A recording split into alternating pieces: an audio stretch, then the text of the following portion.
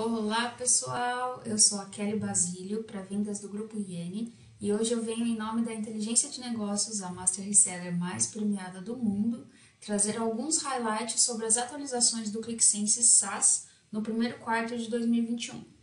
Eu separei 8 itens para a gente falar e eu demonstrar, mas vocês podem acompanhar também no próprio Help. Tem todos os detalhamentos de todos os itens do que foi lançado tanto no ClickSense On-Premise, né, no ClickSense On-Windows, como no SaaS. Hoje a gente vai focar somente no SaaS. As atualizações do SaaS têm sido mensal ou até menos, né, as atualizações, e as atualizações do ClickSense On-Premise continuam com 4 atualizações por ano, né? Uma atualização por quarto, tá? Então, quem está no SaaS sempre vai estar na frente, porque as atualizações vão sair um pouquinho antes. Bom, então vamos lá. O primeiro item que eu vou mostrar para vocês vai ser sobre algumas capacidades do Data Catalog que foram inseridos dentro do SaaS. Isso sem custo nenhum. Foi colocado como um recurso para experimentação, vamos dizer assim. Né? Então, vamos lá. Por exemplo, quando a gente entra aqui no Tenant do Click Cloud, o que ele aparece aqui? Um menu sobre os dados. Aqui, a gente vai ter uma visualização de tudo que a gente subiu para o storage da Click Cloud. Então, QVD, CSV, TXT, todos os arquivos estruturados, né, de texto que estiverem carregados na nuvem, eles vão estar disponíveis. Por exemplo, eu vou acessar aqui esse QVD CityGel, por exemplo. Quando eu clicar para abrir essa amostra de dados, ele vai me trazer um resumo e um detalhamento do que contém esse QVD. Até o momento, né, até o lançamento dessa funcionalidade, a gente só conseguia visualizar o conteúdo de um arquivo QVD se a gente subisse esse arquivo para a aplicação. Agora a gente não tem mais essa necessidade. Eu já consigo ter um preview e algumas estatísticas que a gente só teria antes se já jogasse direto para o QVF. Então vamos lá. Então aqui ele traz o nome do arquivo, alguma descrição que eu posso colocar para facilitar para o usuário final ele encontrar aquela informação.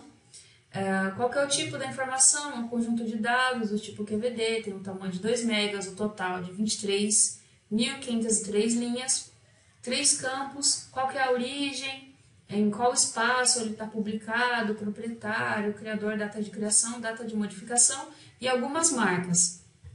Essas marcas também ajudam o usuário a localizar essa informação e a gente também consegue visualizar os dados de perfil. Então, por exemplo, se eu clico ali no perfil, o que a gente consegue ver? Quais são os nomes dos campos, qual que é o tipo da informação, a quantidade de valores distintos, valores nulos, valores de exemplo. Então, qual o conteúdo que existe dentro desses campos? Informação de latitude e longitude.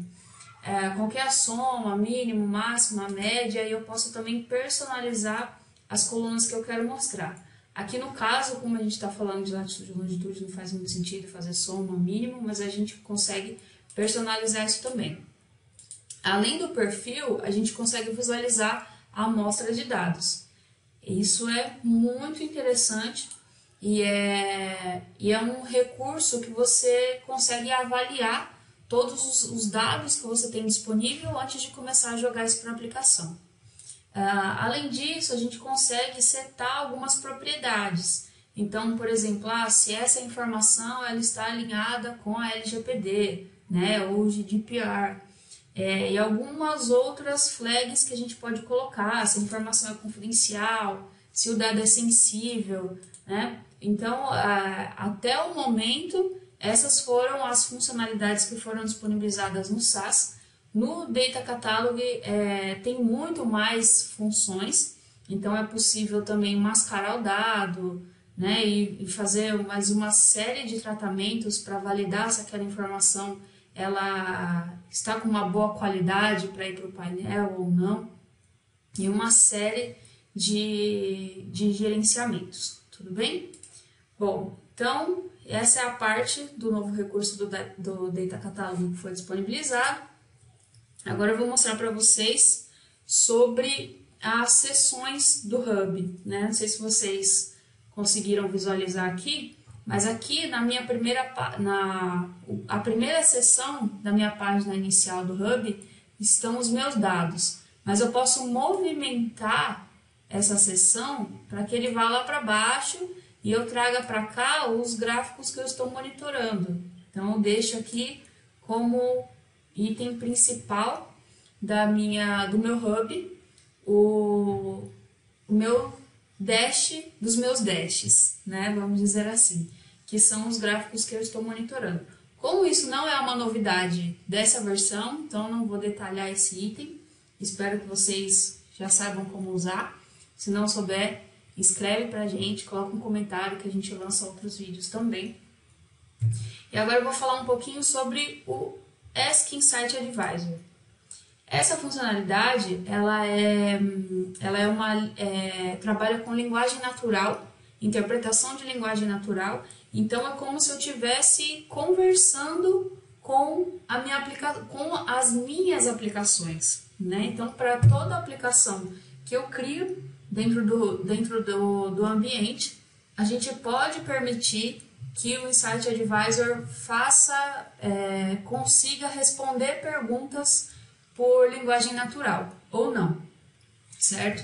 Então, a gente pode digitar as mensagens. O assistente, atualmente, a gente ainda só tem em inglês, mas muito provavelmente já vai ter, a gente já vai ter nos próximos meses o idioma em português, tá? Mas isso também não interfere, porque a gente vai listar as aplicações e ele vai ler as aplicações como elas estiverem escritas. Então, ele interpreta as aplicações que estão escritas em português ou outros idiomas da mesma forma. Eu vou fazer uma demonstração aqui para vocês, fazendo alguns poucos cliques, tá? Que eu acho que é até mais fácil do que ficar digitando. Me mostra o valor de vendas na região X. Então, vou mostrar uma forma um pouco mais simplificada ainda. Então, cliquei aqui em apps, ele vai listar as aplicações que eu tenho disponível no meu ambiente que eu habilitei para o Insight Advisor. Então, eu vou escolher a aplicação. Ele vai mostrar quais são as métricas que estão disponíveis nessa aplicação para que eu possa consultar.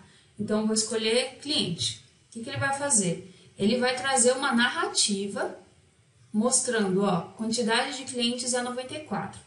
E aí, ele me dá duas possibilidades aqui. Ou ele me dá sugestões de análises que eu posso fazer a partir dessa informação, ou ele fala assim, você pode explorar um pouco mais isso daqui. O que você quer? Então, eu vou mostrar primeiro a parte de sugestão. Então, ele fala assim, você pode visualizar cliente por categoria, ou distribuição de clientes por cidade, ou fazer uma comparação de cliente e vendas por cidade. Então, ele já me dá uma série de sugestões que, também não sei se vocês sabem, mas foi disponibilizado, né, o modelo lógico das aplicações, que é justamente para que o Insight Advisor ele consiga sugerir para você as informações que têm sentido, né? Então, lá dentro do modelo lógico, a gente consegue colocar uma série de regras em que eu agrupo campos que fazem sentido eu analisar juntos, defino as restrições, então indico quais os campos que eu nunca vou poder utilizar junto para as análises, para que quando eu estiver analisando fazendo as minhas perguntas através do Insight Advisor, eu tenha realmente as sugestões mais consistentes e mais reais alinhadas ao meu negócio, tá? Então, também, se vocês não conhecem, coloquem seus comentários para a gente fazer um novo vídeo. Então, vamos lá. Então, por exemplo, se eu colocar aqui para ele fazer uma comparação de clientes e vendas por cidade, ele já vai me trazer na tela, mesmo que eu não tenha esse gráfico dentro da aplicação, tá? Aqui ele está criando na hora de acordo com o que eu estou pedindo para ele. Então, ele criou um gráfico de dispersão, onde ele colocou duas medidas, que é a quantidade de clientes e valor de venda, e para cada bolinha ele colocou uma cidade. Então, o que a gente está vendo aqui? Que embora a cidade do Rio de Janeiro eu não tenha maior quantidade de clientes, é onde eu tenho maior volume de vendas, né? E por aí vai, eu posso tirar vários insights daqui, certo? Então, aqui foi um exemplo de sugestão de análise que o próprio Insight Advisor gerou para mim. Se a gente acessar, se a gente voltar aqui para o cliente 94, que é a quantidade de clientes que a gente tem dentro dessa base, e eu explorar um pouco mais dessas opções, o que ele vai fazer? Ele vai abrir o Ideias da minha aplicação que eu estou fazendo, né, as análises. E aí, com base na métrica que eu selecionei, que é a quantidade de clientes, ele vai já me trazer outras possibilidades de análise, outros tipos de visualização, como cliente por categoria, ou distribuição de cliente por cidade, ou a visão de cliente por estado, num gráfico de Blogspot, ou num gráfico de árvore, no mapa de árvore, e por aí vai. Ele vai sugerindo várias coisas. E aí, aqui também entra aquela questão da construção do modelo lógico, né? Que se ele estiver feito, bonitinho, aqui as sugestões elas vão ser muito mais refinadas. Ok, então acho que a gente fechou aí a parte do Insight Advisor. Eu deixo para vocês fazerem mais perguntas e a gente ir elaborando, né, mais conteúdo, senão esse vídeo vai ficar muito extenso. Ok. Próximo item. Vamos falar sobre o SAP Connector, né? SAP Connector sempre foi uma dificuldade para quem vem lá do ClickView, né? Agora com o ClickSense a gente só tem ao contrário, a gente só tem facilidades. Então vamos lá. Agora já está disponível no SaaS os conectores para o SAP BW e também para o SQL do SAP, né? Até o final de 2020, a gente tinha as conexões para o HANA, né? Via JDBC, e agora a gente já tem direto para conectar tanto no SQL como no BW. Vou mostrar aqui, eu abri as novas conexões. Com uma lista muito grande, deixa eu fazer um filtro aqui. Então, a gente já tinha o SAP HANA e agora nós temos o SAP SQL e o SAP BW. Aí é só passar as conexões. Posso passar aqui, né, as conexões, as propriedades, se eu vou conectar no BEX, no InfoProvider, e etc. E dá para trazer todas as informações de lá. Eu não tenho uma base de SAP Connector aqui para demonstrar ao vivo para vocês, tá? Mas também, se alguém precisar de ajuda, coloque aí nos comentários desse vídeo que a gente entra em contato. Próximo item da lista, essa é muito legal, que é sobre as medidas. As medidas, enfim, viraram expressões. Então, vamos lá. Aqui nos itens mestres, né, a gente já está bem acostumado. Então, por exemplo, tenho aqui a minha medida de vendas, tenho aqui a minha medida de custo. Se eu quiser criar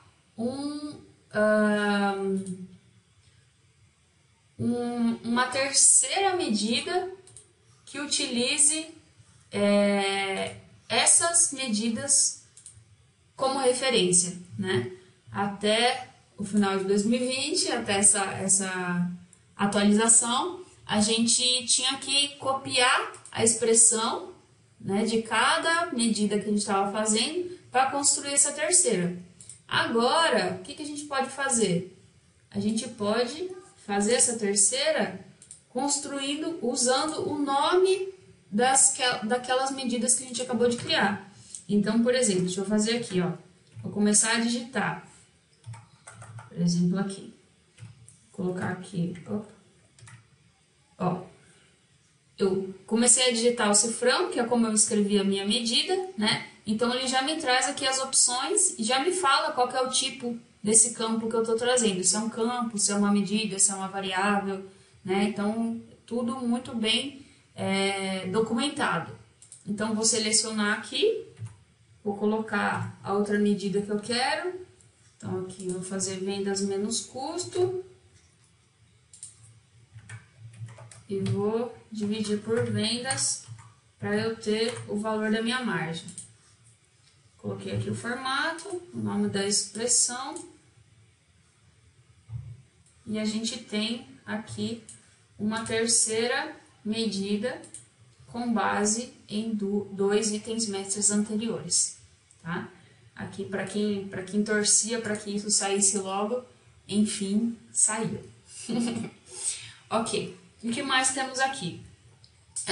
O Hidden Sheets. Né? Então, para quem estava acostumado lá com o ClickView a esconder pasta, a fazer várias coisas de segurança na parte em exibir ou não a pasta, então agora isso já está disponível também no ClickSense. É exatamente a mesma condição, né? Então, é uma condição, né, para eu exibir essa pasta ou não. Eu posso escrever uma fórmula aqui super complexa, contanto que me retorne verdadeiro ou falso, 0 ou 1. Né? Quando ele me retornar 0, a pasta fica oculta. Quando ele me retorna 1 ou verdadeiro, a pasta vai ser exibida normalmente. Ok? Ok. Próximo item. Vamos mostrar o gráfico de grid. Né? Ele apareceu aqui agora. Nós temos, né, disponível aqui nas extensões, os objetos personalizados. Então, para a gente utilizar um grid chart, né, o que ele pede para a gente? Colocar 2 dimensões e uma medida. Né? Ele é um pouquinho diferente do gráfico de dispersão. Parece que é, mas não é. Tá? O dispersão ele é o contrário. O dispersão são 2 medidas para uma dimensão, né? Que as dimensões são as bolinhas. Bom, mas esse comparativo não está no contexto, né? O vídeo já está ficando longo demais. Vamos lá. Então, vamos lá. Vou colocar aqui, por exemplo, vou colocar a categoria de produto por ano e mês, porque eu quero ver a evolução de venda dos meus produtos ao longo do tempo. Então, aqui, o que a gente consegue visualizar? Deixa eu trazer ele para cá. O que a gente consegue enxergar aqui? Ele tem várias outras propriedades, tá? Dá para mudar a cor, dá para fazer várias coisas. Mas aí aqui o que a gente vê? Né? Na linha do tempo... Na linha do tempo, a gente vê aonde que eu tenho maior crescimento, né? Em cada categoria, aqui no caso. Então, a gente vê aqui os destaques, né? Onde que ocorreram os maiores resultados dessas informações. Certo. Próximo item. O botão de recarga. Agora, nós também temos a ação. Né? Se a gente pegar o nosso item aqui, o nosso objeto botão, nós temos agora a ação de carregar dados, né? E pode ser carga completa, full reload ou carga parcial, depende do que eu personalizar aqui. Então, essa aplicação está demorando uns 15 segundos mais ou menos para rodar. Deixa eu colocar aqui, ó, dizer aqui a última atualização e o tempo de carga. Deixa eu colocar aqui pequenininho. Mudar aqui a visualização e a gente já testa. Essa aqui é a informação da última carga que eu fiz. Eu já vou executar novamente para vocês verem ao vivo e a cores. Então, vou clicar no botão, ele vai ficar um pouco apagadinho, né, para mostrar que a carga está acontecendo, ó, já terminou. Então, terminou a carga, ele rodou em 5 segundos, ele deu um pisca assim na tela para dizer, ó, atualizou. E aí aqui eu só coloquei uma variável mostrando qual foi a última atualização, para ter certeza que ele acabou de rodar, certo? Bom, para esse vídeo, né, que já está um pouquinho longo, era isso que a gente tinha para mostrar. Tem muito mais funcionalidades, né, mas a gente pode ir criando os conteúdos de acordo com o feedback de vocês, para a gente ir demonstrando aqui as demais funcionalidades. Espero que vocês tenham gostado e curtam o vídeo, e se inscrevam no canal e coloquem seus comentários, as suas opiniões, sugestões. A gente está aberto aí para criar os próximos conteúdos, tá bom?